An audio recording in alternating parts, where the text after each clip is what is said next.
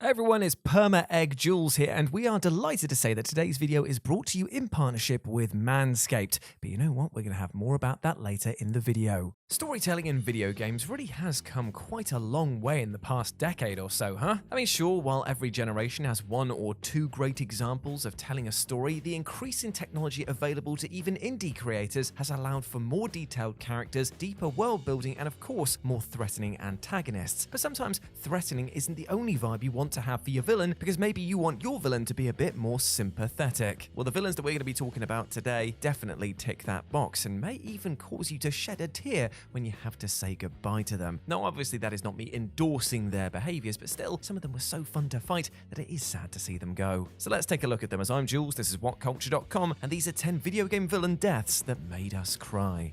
Number 10, Baldur, God of War 2018. Now, Baldur was a psycho when we met him, if we're being honest, but across God of War we find out that, like some men with severe issues, it can be traced back to the fault of a parent. You see, like in the original myth, Frigg received a vision that her son would one day be murdered, so in order to prevent that from happening, she made her son impervious to all forms of harm, save for the seemingly harmless plant mistletoe. Where God of War adds in its unusual dark twist to the mythology is that this spell also took away any and all kinds of feeling, taste, touch, or smell. A sensory deprivation that ended up driving her son mad, as well as set in motion the events that would lead to his death that she tried so hard to prevent. When he leaves Atreus with no choice, he decides to live up to the true name that his mother gave him and shoot the bastard with an arrow made of mistletoe. At least before he died, he got to feel the sweet cold of the snow one last time. Still, very sad. Number 9, Poison Ivy, Batman Arkham Knight. While the comics have been trying to rehabilitate Poison Ivy for years now, the Arkham games, for the most part, mainly try to keep her to the traditional incarnation as a hardcore baddie. While the flavor text of Arkham City did show her trying to go straight, it also showed that it didn't last very long at all. But then Arkham Knight came out and tried to jump on the whole, maybe she isn't all that bad bandwagon that the rest of the Batman comics have been on for almost 2 decades at that point. Now, near the end of the game, Scarecrow releases a bunch of fear toxins across literally all of Gotham, making the city basically uninhabitable. In order to stop Scarecrow, Batman has to team up with Poison Ivy, who has a way to stop his plan and remove the fear toxin from Gotham. However, doing this ends up costing her her life. Pamela dies in Batman's arms, her final words being, "Nature always wins." Number 8, the Great Grey Wolf Sif, Dark Souls. Now, it doesn't take deep lore or profound characterization to make most people not feel like a winner for murdering a dog. It's a pretty much universally agreed upon dick move, regardless of circumstances or context. But that didn't stop Dark Souls from putting some deep-ass lore in there anyway, just to twist the knife. One of the most famous fights in Dark Souls is by now is against the Great Grey Wolf Sif, who attacks you when you get too close to a rather weird-looking stone, armed with a giant sword in its mouth. But as you learn when you dive into the flavor text and the context clues hidden throughout the fight itself, it gets even sadder, which is a feat considering the fight already has the poor pup start limping when you whittle down its health bar enough. Turns out that this is a grave that belonged to Sif's now dead master, and it's protecting the grave from you because it believes you are here to defile it. Ooh, bad times. Number 7, Loghain MacTair, Dragon Age. Depending on your view of the Battle of Ostagar, the actions of Loghain MacTair were either that of an opportunistic villain sneering at the good king, or a pragmatic veteran commander witnessing a doomed battle and choosing to not let any more soldiers die for a lost cause. Either way, though, he's a complicated man, one who does many unforgivable things over the course of the story, but all with the aim of protecting the country that he loves, the country that he fought and sacrificed so much to liberate from what he felt were encroaching enemies. When you have him at the end of your sword, and if you choose to kill him to avenge your comrades, he has one last talk with his beloved daughter. Though short, it does show at least a portion of why so many regarded him as a hero in all of those tales we heard him speak of. He was definitely a bad man, but maybe he had the right intentions? Oh, that's a very grey area. Oh yeah, that's the spot. Oh, sorry, you just caught me using the Manscaped Weed Whacker there, which reminds me that today's video is actually sponsored by Manscaped.com. Now, as we return to the WhatCulture offices, Manscaped have had us covered to make us sure that we're returning as the very best versions of ourselves that we can possibly be. As you can probably tell, we're all feeling pretty good about ourselves, and it's all down to the Manscaped Performance Package 4.0, which I have right here.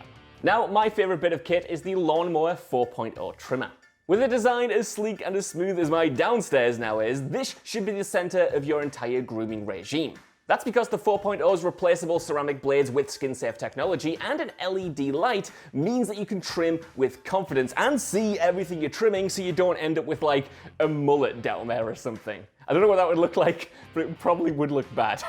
It's also great for beard maintenance. It comes with this nifty wireless charging dock and it has a travel lock for when you're on the go. Just tap it 3 times and you're safe to be on the move. Out of the shower, the Manscaped Crop Preserver Ball Deodorant has clear, drying moisturizing to make sure your downstairs stays fresh all day.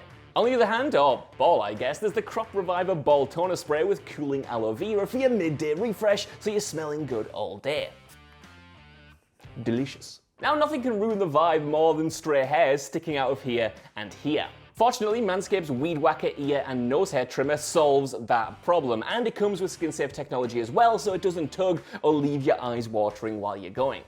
And for a limited time only, you can get 2 free gifts with your offer: the Shed Travel Bag for when you're on the go, and these anti-chafe Manscaped boxer shorts, which are just chef's kiss. Finally, sign up to the Peak Hygiene plan, and you can even get replenishments of your favorite products delivered straight to your door hassle-free. So go to manscaped.com today to get 20% off and free international shipping, and of course these 2 free gifts when you use our promo code WHAT20 at the checkout. That's the promo code WHAT20 when you check out. For now though, I guess, well, back to that video. Number 6, Marlene, The Last of Us. So, on the one hand, we've got Marlene, leader of the group known as the Fireflies, who only wanted to save the human race from the zombie plague that's brought its society crashing down, and if she just has to kill one little girl to do that, then so be it. And on the other side, we've got Joel, who is, well, some would definitely consider to be the worst, who decided that he didn't like that and so went on a killing spree to rescue Ellie, ultimately leading him to murdering Marlene. Sure, it's hinted at that there's a chance that Ellie's immunity can't be made into a cure, but they're just hints, nothing concrete, and to be clear, we learned those hints from Joel's perspective, so who even knows if these hints are even true or not? Either way, Marlene, so close to finally saving the human race, possibly, gets shot in the head by some crazy dude, possibly again, and her body left to rot. It is a rough ride either way you look at it. Number 5, Azrael, Undertale.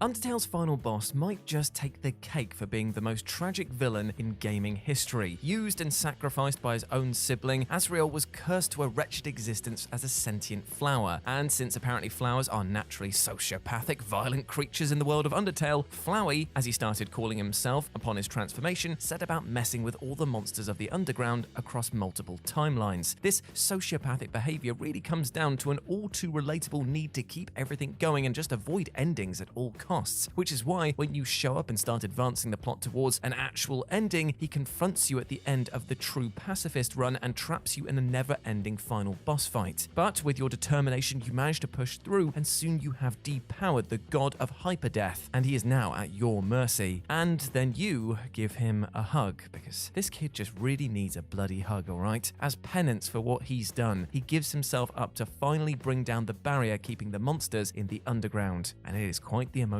moment. Number 4, Count Bleck, Super Paper Mario.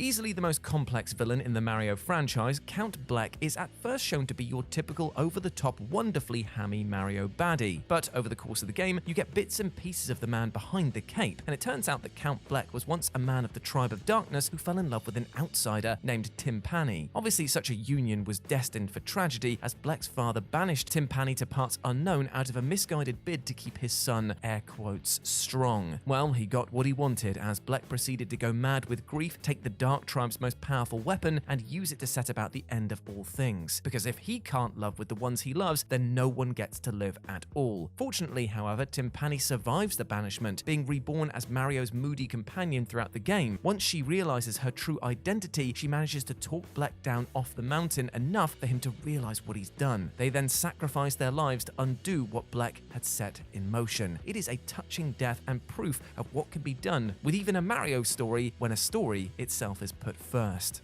Number 3, Goro Akechi, Persona 5. JRPGs are the undisputed masters at making you feel sorry for running a broadsword through the chest of a bad guy. And one of the most famous examples of this in recent memory comes from Persona 5 and fan favorite character Goro Akechi. Now, he hated his father, and to be fair, his father made hating him the easiest thing in the bloody world, leaving his mother to raise Goro all by herself, and she did not have a good time of it. And his mother went through some pretty atrocious things, which led to her having an emotional breakdown. Akechi then dedicated his life to ruining the man who cursed him with such a wretched existence, even going so far as to allow himself to become his dad's personal metaverse assassin just to get him into the most advantageous position possible. But all of this was for nothing, because his dad pegged him as this bastard son the moment that he walked into his office and was planning to cut him loose from the very start. And just after a boss fight with Akechi, that is exactly what happens, as he's murdered by his own father's perception copy of him just to add insult to injury. The most solace that Akechi gets in the end is that Joker never once gave up on the chance that he could be a better man.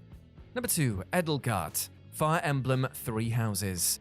Now, Fire Emblem Three Houses has a lot of choices for who ends up as the main villain depending on the choice that you pick, but the saddest is Edelgard, who, if you don't side with her, spirals out of control due to her self-loathing and guilt over what she feels needs to be done, either finally self-destructing or turning herself into a demonic entity. The latter scenario, found in the Blue Lions route, is by far the sadder due to Edelgard not only accepting her death at the end, but making it look like she was about to strike Dimitri. Doing so ensures that when he killed her, her death would not be seen as an opportunist striking down an unarmed 23-year-old woman, but instead as an act of self-defense from a worthy successor to the throne. Edelgard always acted all the way to the end, with the aim of dragging the land kicking and screaming into the future. It only makes sense that she would also choose to die in a way that would ensure that that would actually happen. So even in a way, even when she lost, she still technically won.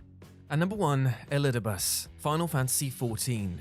Now, Elidibus might not be the overall villain, but in terms of a video game villain death in recent years that utterly destroyed players, well, you can't really come up with a better example than that of the resident long-game schemer, Elidibus. Now, like the rest of the Asians, Elidibus only wanted to bring his people and civilization back, which were wiped out in a random, devastating cataclysm. Unfortunately, bringing their people back, they're convinced, requires more or less collapsing the entire multiverse in on itself, a goal which Elidibus has been working towards for untold millennia, that is, until you kill all of his friends. Once that happens, Elidibus understandably puts all of his plans on hold until you are very, very dead. Even though you have to stop him, you can't help but feel deeply sorry for them as well, because all he wants is his friends and family back, leaving you to wonder if you'd really be any different if you were in his shoes. And sure enough, you do kill him, leading to him giving one of the saddest final sentences that I've ever heard, delivered with heartbreaking beauty. Just be sure to have some tissues on hand when you get to this part, seriously. Shadowbringers is one of the greatest stories in gaming, and the death of Elidibus is one of the saddest villain deaths, and will likely go on to be so for a very long time.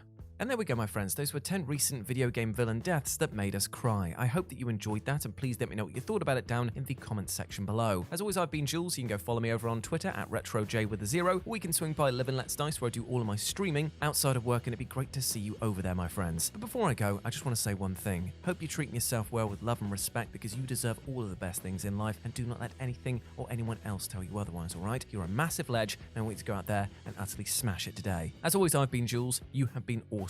Never forget that, and I'll speak to you soon. Bye.